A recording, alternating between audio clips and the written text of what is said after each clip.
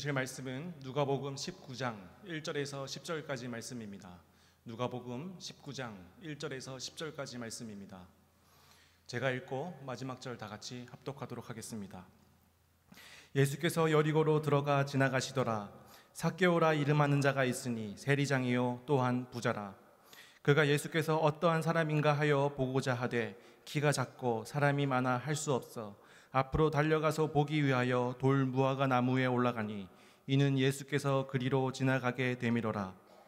예수께서 그곳에 이르사 쳐다보시고 이르시되 삭개오야 속히 내려오라. 내가 오늘 내 집에 유하여야 하겠다 하시니 급히 내려와 즐거워하며 영접하거늘 무사람이 보고 수군거려 이르되 저가 죄인의 집에 유하러 들어갔도다 하더라. 삭개오가 서서 주께 여짜오되 주여 보시옵소서 내 소유의 절반을 가난한 자들에게 주겠사오며 만일 누구의 것을 속여 빼앗은 일이 있으면 네 갑절이나 갚겠나이다.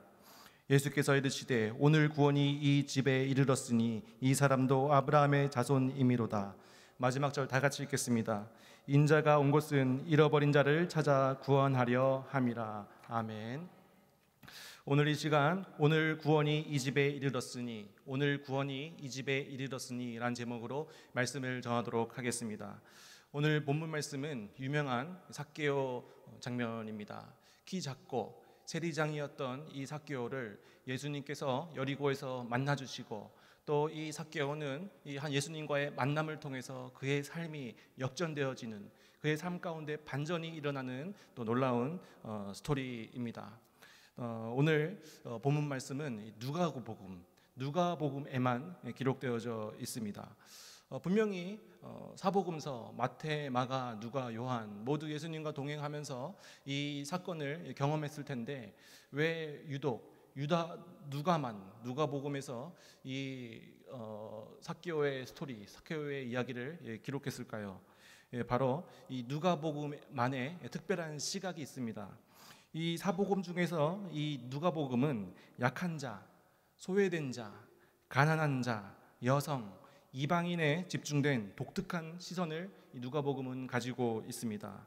누가는 당시 종교적으로 또 사회적으로 구원받을 수 없다라고 여겨졌던 이들을 이 복음의 중심 인물로 세웁니다.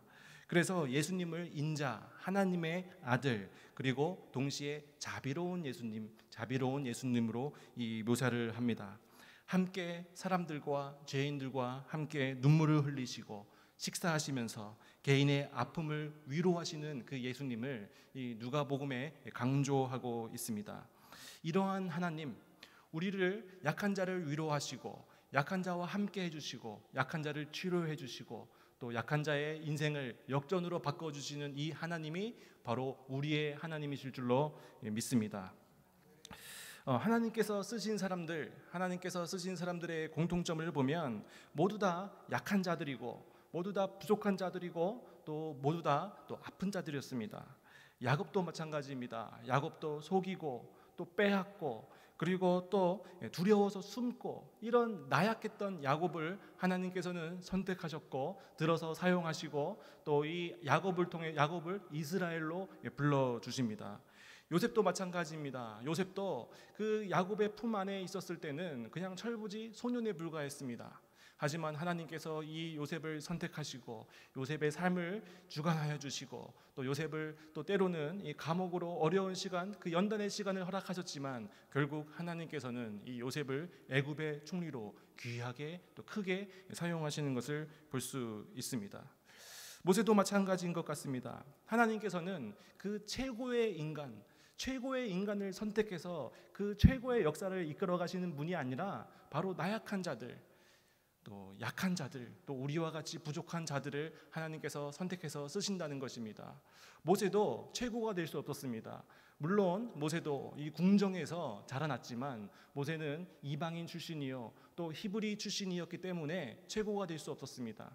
그래서 광야에 던져버려진 그 돌멩이와 같이 이 광야로 이 모세가 쫓겨나게 되고 또 그곳에서 인생의 밑바닥을 경험하게 되고 또 그곳에서 광야 가운데 있을 때에 하나님께서는 그 실패자였던 그 모세를 부르십니다. 그것도 이 40세의 젊은 나이에 하나님께서 부르신 것이 아니라 80이 넘어서 노인이 된 모세를 하나님께서는 들어 쓰신다라는 것입니다. 그 하나의 공중에 흩어진 먼지와 같은 이름도 없던 빛도 없던 그 사람들을 하나님께서는 선택하시고 관심을 가지시고 하나님께서는 들어서 쓰신다라는 것입니다.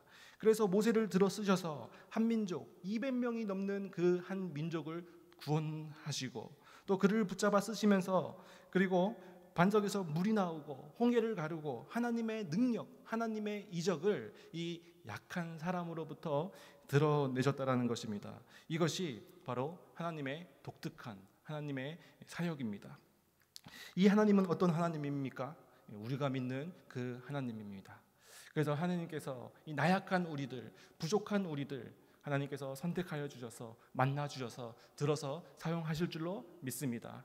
우리의 이 인생을 역전의 인생으로 또 반전의 인생으로 하나님께서 이끌어 주실 줄로 믿습니다. 그래서 하나님께서는 최고의 사람을 선택해서 최고의 능력 있는 사람을 선택해서 우리 평강교회의 이야기를 써내려 가시지 않는다라는 것입니다. 하나님은 항상 약자를 주목하시고 하나님은 아무도 바라보지 않는, 아무도 찾지 않는, 아무도 주목하지 않는 자를 찾아오시고 어떤 면에서는 버려진 자를 하나님께서는 찾아가셔서 그 사람을 위로해 주시고 만나 주시고 인생을 바꿔 주시고 평강교회의 이 반전의 이야기를 써내려 가신다라는 것입니다. 우리가 연약할 때 하나님께서는 역사하십니다. 이스라엘을 선택하신 이유도 그렇습니다. 하나님께서 왜 이스라엘을 선택하셨을까?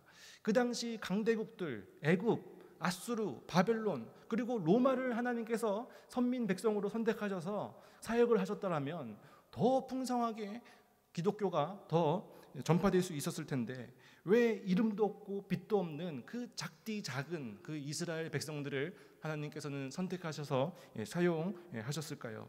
그들의 강함도 아니고 그들의 능력도 아니고 하나님께서 그들을 택하신 이유를 보니까 신명기 7장 6절에서 7절에서 이렇게 분명히 밝히고 있습니다. 신명기 7장 6절과 7절 제가 읽겠습니다. 너는 여호와 내 하나님의 성민이라. 내 하나님 여호와께서 지상 만민 중에서 너를 자기 기업의 백성으로 택하셨나니 여호와께서 너를 기쁘게 하시고 너를 택하심은 너희가 다른 민족보다 수요가 많기 때문이 아니라 너희는 오히려 모든 민족 중에 가장 적으니라. 이것이 바로 하나님께서 이스라엘 백성들을 선택하신 이유입니다. IQ 150짜리가 수능 만점을 받으면 하나님은 보이지 않습니다. 다 그 사람의 능력 때문에 이렇게 만점을 받았다고 생각을 합니다. 그런데 IQ 100짜리가 수능 만점을 받으면 어떻게 되겠습니까? 사람들은 그 사람을 보지 않고 제가 믿는 그 하나님이 역사하셨구나, 그 하나님을 바라보게 된다는 것입니다.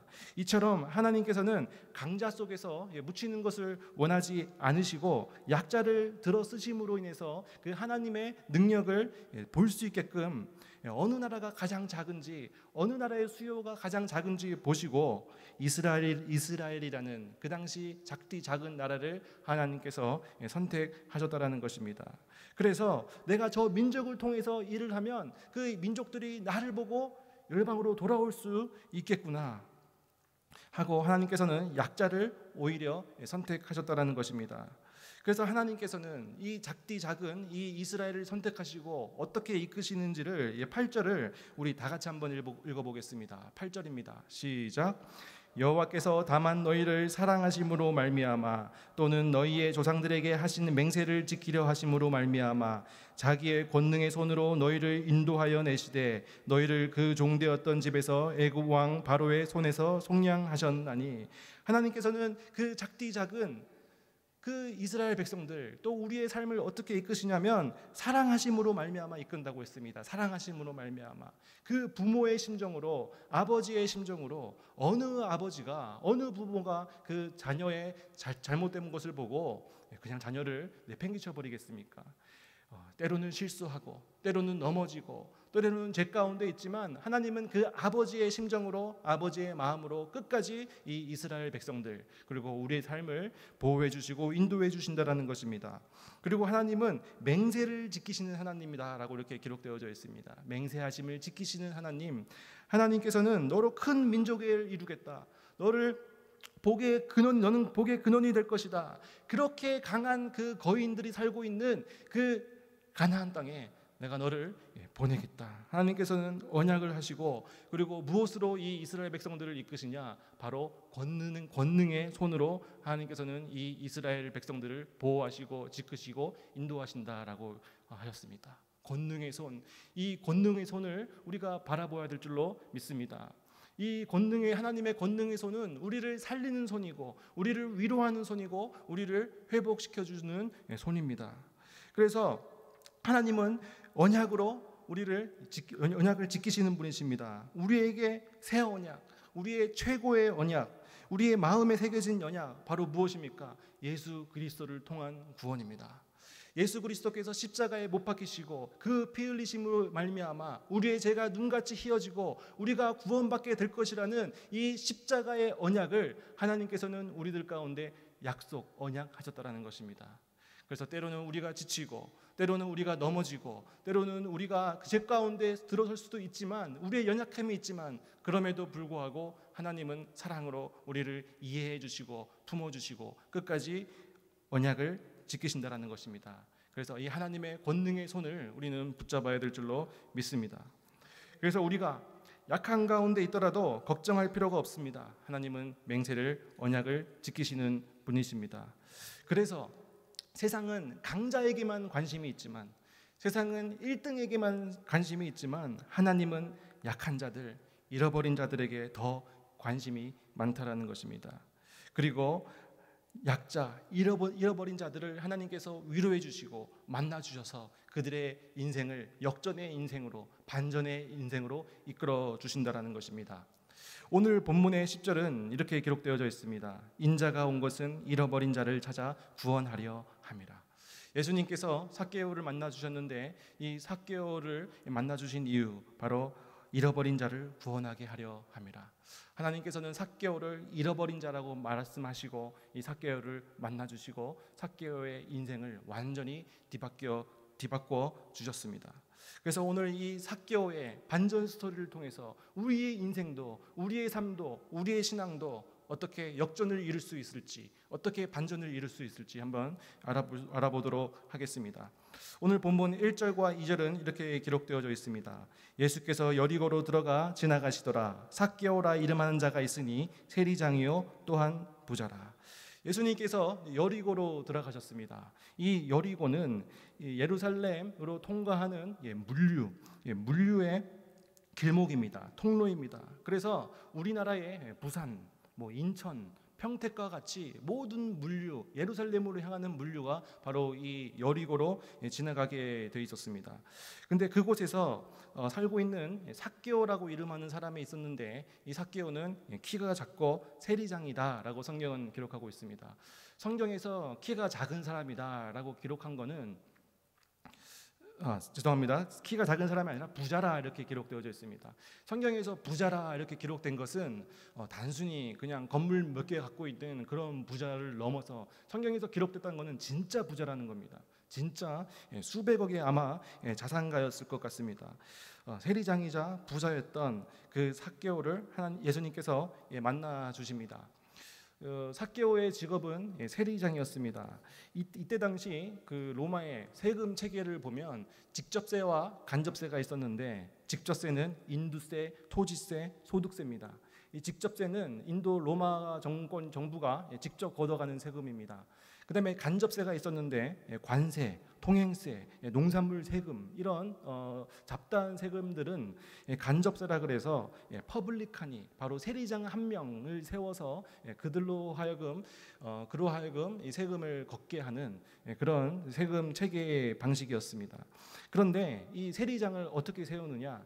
가장 돈을 많이 낸, 하청을 두어서 가장 돈을 많이 지불한 사람을 로마 정부는 세리장으로 세웠습니다. 그러면 이 가장 로마 정부의 돈을 많이 낸 사람이 세리장이 되고, 또 이 세리장 또한 또 하청에 하청을 두어서 또 많은 세금을 걷는 세리들을 또 고용해서 또 세금을 다 이렇게 걷는 겁니다. 그래서 이때 당시 이 세리들이 세금 항목마다 2배, 혹은 3배에 부풀린 사례도 있었다. 그리고 총 징수액의 20% 50% 이상을 착복한 경우가 굉장히 흔했습니다. 그러니까 백성들 입장에서는 어떻습니까? 우리가 내야 될 세금이 있는데 그것보다 훨씬 더 많은 세금을 이 세리들이 걷어가니까 이 백성들 입장에서는 세리가 미워 보일 수밖에 없죠. 대신에 이 세리들은 엄청난 재물들을 얻을 수 있었습니다. 그래서 여기까지만 보면 이 삭개오는 남부러울 거 없는 부자이고 돈도 많고 가질 것을 다 가진 약자가 아닌 강자라고 볼 수 있지만 예수님께서는 이 삭개오를 약자로 보셨다라는 것입니다. 삭개오는 약자다. 삭개오는 내 잃어버린 영혼이다라고 예수님께서는 말씀하십니다. 그래서 이 당시 이 세리들을 향한 이 이스라엘 사람들의 인식, 이 세리들을 향해서 어떻게 말을 했냐면 내일을 위해서 정직을 파는 사람들, 내일을 위해서 정직을 파는 사람들, 이렇게 세리들을 일컬었습니다. 예수님 당시 세리들은 유대 사회에서 극도로 부정적인 인식으로 이 세리들이 인식이 되었습니다. 단순히 세금을 걷는 사람 그 이상으로서 사회적, 종교적, 윤리적으로 멸시를 받는 대상이었고, 또 유대는 그때 당시 로마의 식민지였는데 세리는 이 로마를 위해서 자국민들에게 세금을 징수하는 역할을 했기 때문에 백성들에게 또 매국노라고 손가락질을 당했습니다. 세금의 일정액만 로마에 바치면 나머지는 세리 마음대로 거둘 수 있었기 때문에 세리들은 부를 축정했기 때문에 그 방법은 너무나도 부정했기 때문에 더 미움을 받았습니다. 그래서 이 세리들은 이방인과 교류하며 율법을 지키지 않았기 때문에 회당 출입을 금지당했고, 그리고 증인으로 인정받지 못했고, 또 전통 유대인들과 함께 식사가 금지되어졌습니다. 그래서 유대인들은 세리, 창기, 죄인, 이방인들을 한 범주에 묶어서 부정한 집단, 구원받지 못할 집단으로 이렇게 규정을 하였습니다. 그래서 배신자, 매국노, 착취자, 부정한 자, 죄인, 불로소득자, 부패 상진, 왕따, 공동체 제외 등 온갖 나쁜 수식어가 다 붙어 있었던 사람이, 그런 직업이 바로 세리였다라는 것입니다.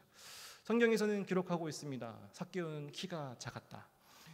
성경에서 키가 작았다고 기록된 것은 아까 부자와 마찬가지로 진짜 작은 겁니다. 그냥 좀 작았네, 한 165쯤 되나 167쯤 되나, 이게 아니라 아마 추측으로는 150 정도 가까이 되는 굉장히 키가 작았기 때문에 거의 장애와 같은 수준으로 키가 작았다라는 것을 알 수 있습니다. 그렇다면 이렇게 키가 작았던 삭개오, 그의 삶은 어땠을까? 우리가 한번 추측해 볼 수 있습니다. 삭개오의 이름의 뜻은 깨끗한 자, 순결한 자입니다. 그의 부모가 삭개오를 낳고 또 바라보면서 깨끗한 자가 되기를 원했고 또 순결한 자가 되기를 원했습니다. 그런데 아마 이 삭개오의 삶은 순탄치 않았을 것 같습니다. 키가 너무 작았기 때문에 사람들로부터 어렸을 때부터 멸시받고 무시당하고 조롱당하고, 그래서 이 삭개오는 인생의 목표를 무엇으로 두었냐? 돈으로 두었습니다. 내가 돈이 있어야 내가 힘이 생기고, 내가 힘이 생겨야 내가 살아갈 수 있다. 그래서 치열하게 경쟁하면서 치열하게 돈을 번 사람이 바로 삭개오입니다.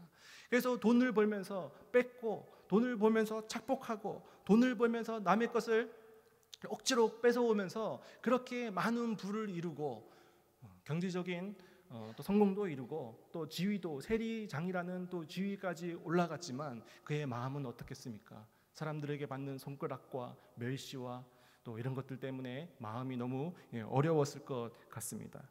이런 삭개오, 이런 아픈 삭개오, 약자인 삭개오에게 예수님께서 만나주시고 예수님께서 대화해 주십니다. 그래서 우리가 이 삭개오의 행동을 통해서 어떻게 우리의 인생을 반전의 인생으로, 역전의 인생으로 이끌어 갈 수 있을지 한번 보도록 하겠습니다. 첫 번째입니다. 어떻게 하면 우리의 인생이 역전될 수 있을까? 첫 번째, 장애물을 뛰어넘는 신앙을 가져야 한다라는 것입니다. 장애물을 뛰어넘는 신앙을 가져야 한다. 3절과 4절 제가 한번 읽어보겠습니다. 그가 예수께서 어떠한 사람인가 하여 보고자 하되 키가 작고 사람이 많아 할 수 없어 앞으로 달려가서 보기 위하여 돌 무화과 나무에 올라가니 이는 예수께서 그리로 지나가게 되미로라. 그 약자였던 삭개오, 그 마음이 너무나도 아팠던 삭개오가 드디어 그 예수님께서 지나간다는 그 소식을 듣고 그 소문을 듣고 예수님께 나아가고 싶은데 장애물이 있는 겁니다. 키가 작았기 때문에 사람들에 치여서 여기 갈 수도 없고 저기 갈 수도 없고, 그래서 삭개오가 어떻게 했느냐? 돌 무화과 나무로 가는 것을 볼 수 있습니다.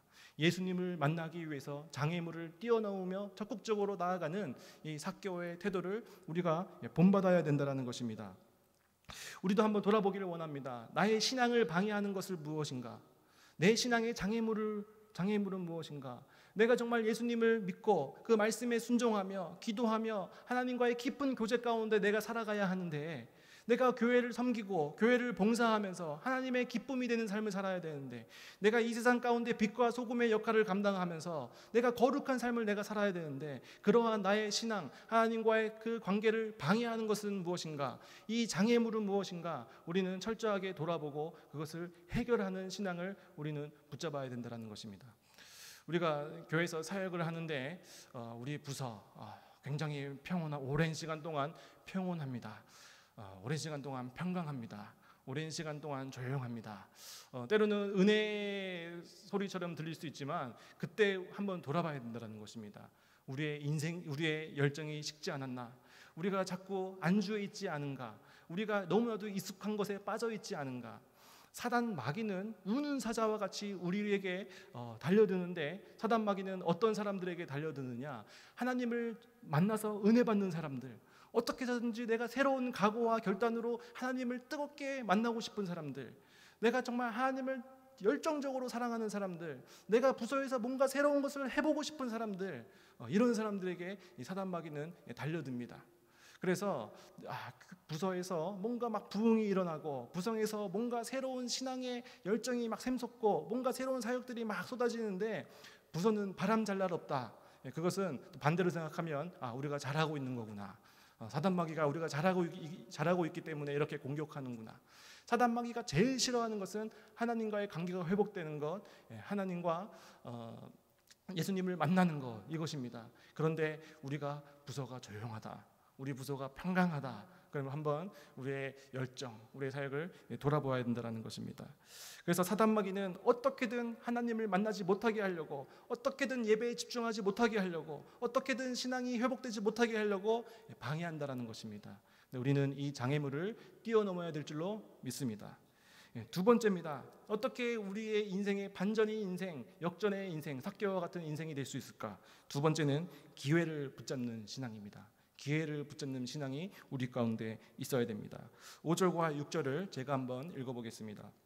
예수께서 그곳에 이르사 쳐다보시고 이르시되 삭개오야 속히 내려오라. 내가 오늘 내 집에 유하여야 하겠다 하시니 급히 내려와 즐거워하며 영접하거늘.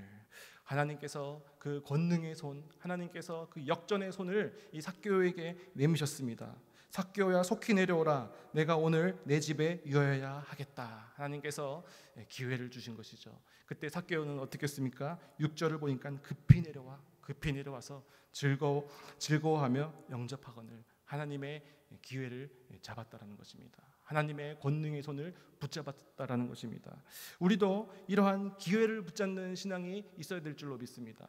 우리의 약한 모습들, 우리의 부족한 모습들, 우리의 고난 가운데 있을 때 하나님께서는 우리를 아버지의 마음으로 긍휼히 여기시고 우리의 인생을 역전시켜 주시기 원하시고 우리의 인생을 반전시켜 주길 원하시는데, 그래서 하나님께서 우리에게 권능의 손, 회복의 손을 하나님께서 내미시는데, 어떻게 내미시느냐? 교회를 섬기게 하시고 또 순종케 하시고 결단케 하시고 봉사하게 하시면서 하나님께서는 우리를 불러주시는데, 우리는 어떻습니까? 그 손이 살리는 손인 줄도 모르고, 하나님 지금은 제가 도무지 섬길 수 없습니다. 시간을 좀 더 주십시오. 하나님 지금은 제가 몸이 아파서 제가 못하겠습니다. 하나님 제가 지금 관계가 너무 어렵습니다. 교회를 섬기는 거 조금 이따 하겠습니다. 하나님께서 그 주신 권능의 손 기회를 우리는 잡지 못하고 쳐버리는 경우가 너무나도 많다는 것입니다. 그래서 우리의 인생이 거기에 계속 머물러 있게 된다는 것입니다. 권능의 손은 무엇입니까? 살리는 손입니다. 하나님의 회복시키는 손이고 하나님의 위로의 손입니다. 내가 도무지 순종할 수 없는, 도무지 결단할 수 없는, 도무지 섬길 수 없는 그런 상황임에도 불구하고 그 하나님의 기회, 하나님의 권능의 손을 붙잡고 나아갔을 때 하나님께서 우리에게 지혜를 주시고 하나님께서 우리에게 능력을 주시고 하나님께서 우리에게 물질을 허락하여 주시고 우리의 건강을 회복시켜 주실 줄로 믿습니다. 나의 능력과 내 힘이 아니라 하나님의 도우심으로 나아갈 수 있습니다. 그런데 이 손이 회복의 손, 권능의 손인 줄도 모르고 자꾸 우리는 그 순종의 자리를 박차고 나가는 저희들의 모습이 있다면 우리는 돌아봐야 될 줄로 믿습니다. 그래서 우리가 헌신의 자리가 있을 때, 결단의 자리가 있을 때, 순종의 자리가 있을 때, 봉사의 자리가 있을 때, 섬김의 자리가 있을 때, 하나님께서 나를 살리시는 모양이구나. 하나님께서 우리 가정을 회복시켜주는 그 시간이구나. 하나님께서 그 말썽만 피우던 내 자식들을 하나님께서 돌리시려는구나. 하나님께서 내 건강을, 우리 가족의 건강을 회복시키는 순간이시구나 라고 그 하나님의 기회를 삭개오처럼 믿고 그 손을 붙잡았을 때, 급히 내려와서 즐거워하며 영접했을 때 우리의 인생이 반전의 인생, 역전의 인생이 될 줄로 믿습니다. 세 번째입니다. 우리의 인생이 어떻게 역전의 인생, 반전의 인생이 될 수 있을까? 세 번째, 적극적인 결단의 신앙이 필요하다라는 것입니다. 적극적인 결단, 적극적인 회개의 결단을 의미합니다. 8절 보겠습니다. 8절 제가 읽겠습니다. 삭개오가 서서 주께 여짜오되 주여 보시옵소서. 내 소유의 절반을 가난한 자들에게 주겠사오며 만일 누구의 것을 속여 빼앗은 일이 있으면 내 갑절이나 갖겠나이다. 예수님을 만났고 그 예수님의 그 찬스, 예수님의 기회를 이 삭개오는 붙잡았습니다. 그런데 삭개오는 여기에 그치지 않고 적극적인 결단의 신앙의 모습을 보여줍니다. 내 소유의 절반을 가난한 자들에게 다 주겠습니다. 그리고 내가 만약에 속여 빼앗은 일이 있으면 내 갑절이나 갖겠습니다. 그 삭개오의 결단의 모습, 회개의 모습을 볼 수 있습니다. 율법에 의하면 부정적으로 취한 것을 돌려줄 때는 5분의 1을 덧붙여서 상환해야 한다고 규정하고 있습니다. 그리고 남의 것을 도둑질했을 때는 또 4배를 갚아야 한다는 규정이 있습니다. 그래서 삭개오는 이 같은 신앙의 결단, 자신도 죄를 범죄했음을 고백하면서 내가 이제는 완전히 나의 인생의 방향을 전격적으로 바꾸겠습니다. 지금까지는 내가 주인이 돼서 내가 그 썩어 없어지는 그 물질 돈을 향해서 내가 살아갔다면 이제 내가 예수님만 바라보면서 예수님을만 섬기면서 살아가겠습니다라는 그 실천적인 행동, 결단이 있었다라는 것입니다. 우리도 이러한 적극적인 회개가 우리에게 있어야 될 줄로 믿습니다. 레위기에 보면 5대 제사가 있습니다. 번제, 소제, 화목제, 속건제, 속죄제 이렇게 있죠. 근데 그 중에서 속건제는 하나님과의 관계뿐만 아니라 다른 사람에게 피해를 입혔을 경우에, 다른 사람에게 해를 입혔을 경우에 그 잘못을 회개하고 또 배상하기 위한 제사입니다. 그래서 이 속건제의 절차를 보면 하나님께 예배를 드리는 것, 그 제사를 드리는 것, 거기다가 무엇이냐면 배상과 회복까지 포함하는 제사가 바로 이 속건제입니다. 그래서 손해를 끼친 죄를 용서받고 또 그 사람에게 가서 용서를 받고 또 그 손해를 반드시 배상해야 한다라고 레위기서는 이야기하고 있습니다. 그러니까 배상과 속죄가 함께 이루어져야 하는 제사가 바로 이 속건제입니다. 그래서 이 예배의 절차를 보면 죄를 먼저 인식을 하고 그 다음에 제물을 준비하는 것이 아니라 그 전에 먼저 배상을 준비합니다. 배상, 내가 해를 끼친 사람에게 줄 배상을 준비하고 그 다음에 제물을 준비하고 그 다음에 속건제를 드리고 그 다음에 속죄를 받게 됩니다. 마태복음 5장 23절에서 24절에 보면 예수님께서 이렇게 말씀하십니다. 제가 읽어보겠습니다. 그러므로 예물을 제단에 드리려다가 거기서 내 형제에게 원망들을 말한 일이 있는 것이 생각나거든 예물을 제단 앞에 두고 먼저 가서 형제와 화목하고 그 후에 와서 예물을 드리리라. 하나님께 제사를 드리는데, 하나님께 예물을 드리는데 그 전에 거기서 형제에게 원망 들을 만한 일이 생각났을 때 뭐부터 하라는 겁니까? 예물을 제단 앞에 두고 먼저 가서 형제와 화목을 한 다음에 그 다음에 예물을 드려라라고 이렇게 예수님께서 말씀하십니다. 하나님께 드리는 예배, 하나님께 드리는 예물 너무나도 중요하지만 그것보다 먼저 진지한 결단 그리고 삶의 변화가 먼저 우선시되어야 된다는 것입니다. 그래서 하나님과의 관계를 시도하기 전에 먼저 다른 사람들과의 깨어진 관계부터 회복하라 예수님께서 말씀하십니다. 그래서 진정한 결단, 진정한 삶의 변화 없이는 진정한 예배, 진정한 회개도 어렵다라는 것입니다.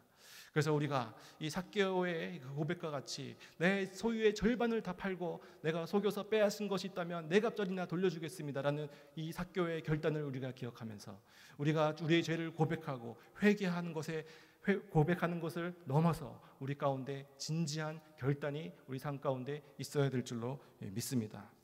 그렇게 삭개오가 결단했을 때 예수님께서 9절에서 이렇게 말씀해 주십니다. 우리 마지막으로 9절 다 같이 읽겠습니다. 시작. 예수께서 이르시되 오늘 구원이 이 집에 이르렀으니 이 사람도 아브라함의 자손이로다. 아멘. 삭개오는 예수님을 만나고 그의 인생이 완전히 역전이 되었고 반전을 이루었습니다. 삭개오는 자기가 가지고 있는 이 재산들 다 이게 바쳤습니다. 그때 삭개오가 얻은 것이 무엇입니까? 오늘 구원이 이 집에 이르렀으니. 오늘 구원이 이 집에 이르렀으니 이제 하나님께서 예수님께서 삭개오는 이제 너도 아브라함의 자손이다. 이제 너도 내 자녀다. 이렇게 예수님께서 말씀해 주시는 것입니다. 지금까지는 삭개오는 내가 번 돈, 이 재물을 붙잡고 의지하면서 살았지만 이제는 그럴 필요가 없어졌습니다. 이제는 예수님만 의지하면서 나아가면 됩니다. 이제부터 내가 너와 함께 하는 곳마다 내가 너의 필요를 채워주겠다. 내가 너가 필요한 곳마다 내가 너의 재물을 채워주겠다. 내가 손으로 너를 먹여줄 것이고 내가 내 손으로 너의 처소를 예배해 줄 것이고 너의 앞길을 내가 인도해주고 너에게 필요한 것을 모두 채워주겠다. 바로 하나님의 자녀들의 삶일 줄로 믿습니다. 그래서 우리 삭개오의 이 말씀을 통해서 우리가 어떻게 하면 우리의 인생의 역전, 반전을 이뤄낼 수 있을까? 우리 첫 번째가 뭐였죠? 첫 번째 장애물을 뛰어넘는 신앙. 그리고 두 번째는 기회를 잡는 신앙. 세 번째는 진지한 적극적인 결단의 신앙. 이 세 가지를 기억하셔서 우리의 부족함, 우리의 나약함을 하나님 앞에 내려놓고 우리의 인생이 역전되어지는 은혜가 있기를 소망합니다.